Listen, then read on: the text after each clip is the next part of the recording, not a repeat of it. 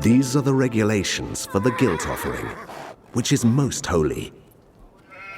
The guilt offering is to be slaughtered in the place where the burnt offering is slaughtered, and its blood is to be splashed against the sides of the altar. All its fat shall be offered, the fat tail and the fat that covers the internal organs, both kidneys with the fat on them near the loins, and the long lobe of the liver, which is to be removed with the kidneys. The priest shall burn them on the altar as a food offering presented to the Lord. It is a guilt offering. Any male in a priest's family may eat it, but it must be eaten in the sanctuary area. It is most holy. The same law applies to both the sin offering and the guilt offering. They belong to the priest who makes atonement with them. The priest who offers a burnt offering for anyone may keep its hide for himself. Every grain offering baked in an oven or cooked in a pan or on a griddle belongs to the priest who offers it. And every grain offering, whether mixed with olive oil or dry, belongs equally to all the sons of Aaron. These are the regulations for the fellowship offering anyone may present to the Lord. If they offer it as an expression of thankfulness, then along with this thank offering, they are to offer thick loaves made without yeast and with olive oil mixed in, thin loaves made without yeast and brushed with oil, and thick loaves of the finest flour, well kneaded and with oil mixed in. Along with their fellowship offering of thanksgiving, they are to present an offering with thick loaves of bread made with yeast. They are to bring one of each kind as an offering, a contribution to the Lord. It belongs to the priest who splashes the blood of the fellowship offering against the altar.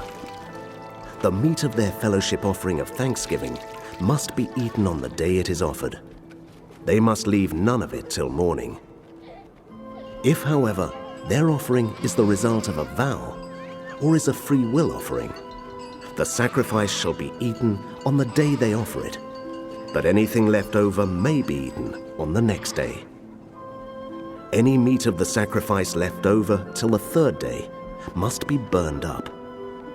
If any meat of the fellowship offering is eaten on the third day, the one who offered it will not be accepted.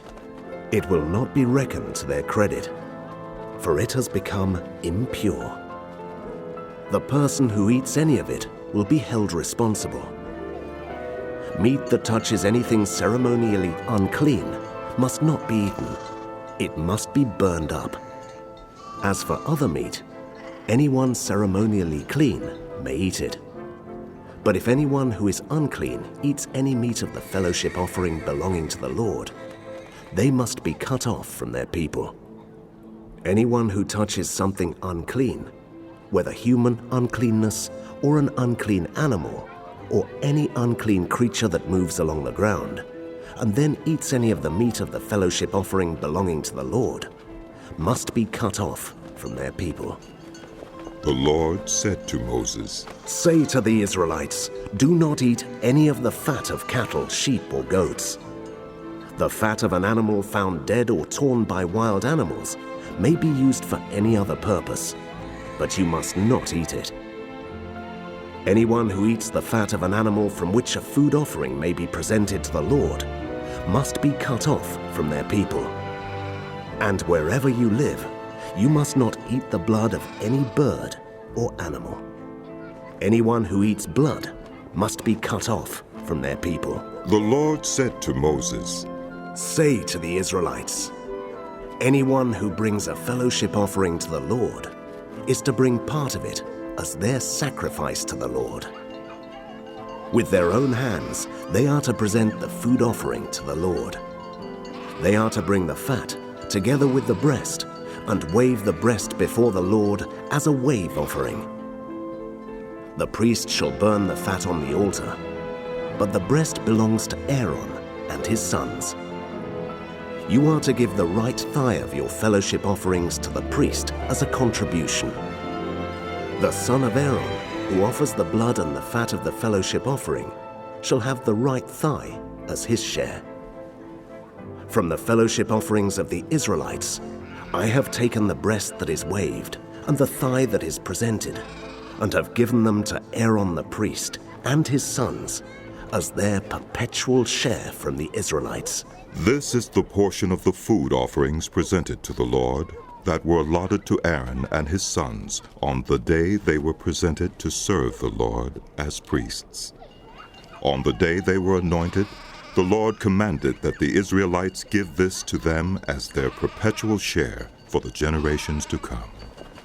These then are the regulations for the burnt offering, the grain offering, the sin offering, the guilt offering, the ordination offering, and the fellowship offering, which the Lord gave Moses on Mount Sinai in the desert of Sinai, on the day he commanded the Israelites to bring their offerings to the Lord.